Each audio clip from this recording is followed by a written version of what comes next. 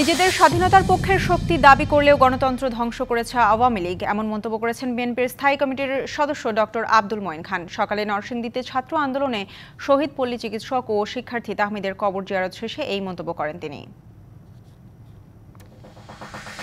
গাজীপুরের কালিয়াকৈরে বোয়ালি union BNP ও সহযোগী অঙ্গ সংগঠনের উদ্যোগে সাবেক প্রধানমন্ত্রী বেগম খালেদা জিয়ার জন্মদিন ও সুস্থতা কামনায় দোয়া মাহফিলের আয়োজন করা হয়। সকালে বিএনপির বিভিন্ন কেন্দ্রের নেতাকর্মীদের উপস্থিতিতে অনুষ্ঠানের আয়োজন করা হয়।